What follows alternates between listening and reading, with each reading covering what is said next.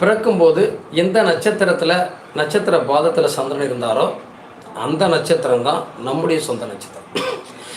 அப்படிதானே? நம் ஜாதகத்தில் சூரியன் இருக்கக்கூடிய இடத்துக்கும் நம்முடைய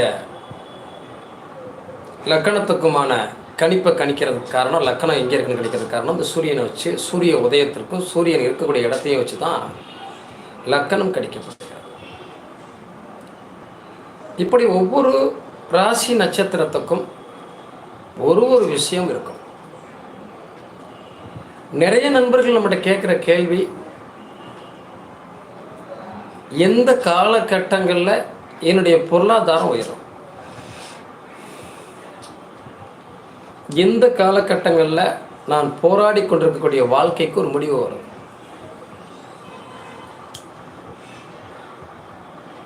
அழகா பட்டினத்தாரெலாம் நிறைய விஷயங்கள் சொல்லியிருப்பார். அவர் பார்த்தோம்னா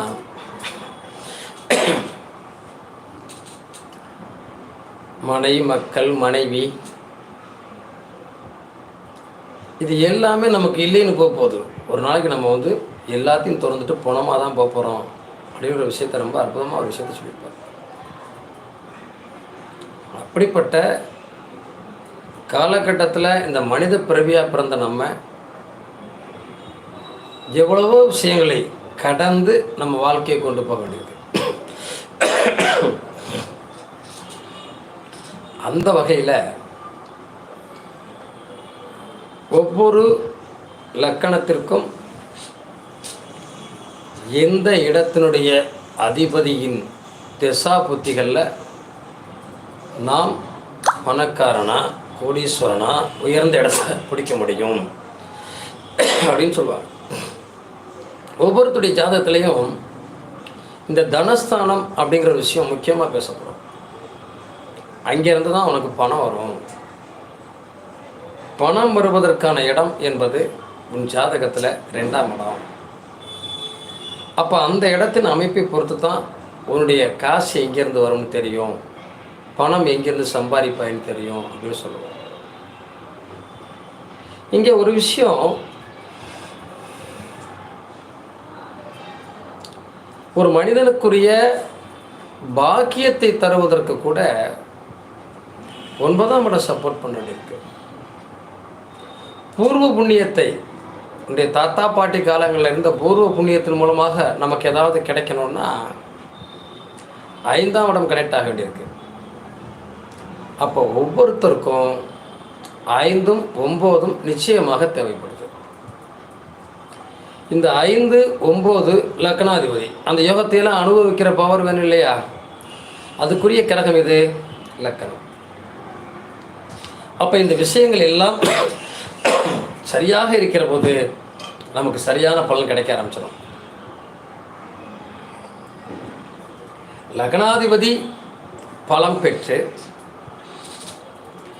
இந்த 5ஆம் இடம் 9ஆம் இடமும் பலமாக கேந்திர திரிகோணங்களில் இருந்து 9ஆம் இடத்துடைய திசை நடக்கிற போது மிகப்பெரிய பாக்கியத்தை கொடுக்கும். இப்போ மேச லக்கணம் அவர்களுக்கு எந்த திசாபுத்திகள் மிகப்பெரிய பண வருமானத்தை கொடுக்கும்னு பார்த்தோம்னா, 1 சூரிய திசை, 2வது குரு திசை. இந்த 2 திசைகள்லையும் அவர்களை கோடீஸ்வரன் ஆக்கக்கூடிய யோகத்தை ஏற்படுத்தும். ஆனால் அந்த 2 கிரகங்களும் இந்த லக்கணத்துக்கு சுபத்தன்மையோடு இருக்கணும். சார் அந்த திசையெல்லாம் வந்துச்சு, எனக்கு ஒன்றுமே இல்லையா சார்னு கேட்குறவங்களாம் இருப்பாங்க. அது பாபத்தன்மை அடையாமல் சுபத்தன்மையோடு அந்த கிரகங்கள் இருக்கிறதா அப்படிங்கிறத நம்ம கொஞ்சம் ரொம்ப உன்னிப்பாக கவனிக்கணும். 2வது,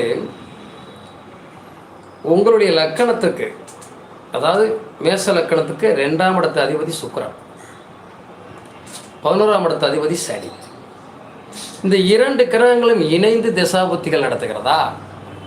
அந்த காலங்களில் திடீர் யோகத்தால், திடீர் அதிர்ஷ்டத்தால், மனைவி மூலமாக அல்லது நண்பர்கள் மூலமாக, ஃப்ரெண்ட்ஸ்கள் மூலமாக உங்களுக்கு மிகப்பெரிய பண வருவாயை எட்டித்தரும். அந்த காலகட்டங்களில் ஒரு பெரிய கோடிக்கணக்கான பணங்களை நாம் சம்பாதிக்கக்கூடிய வாய்ப்பை ஏற்படுத்தி கொடுக்கலாம்.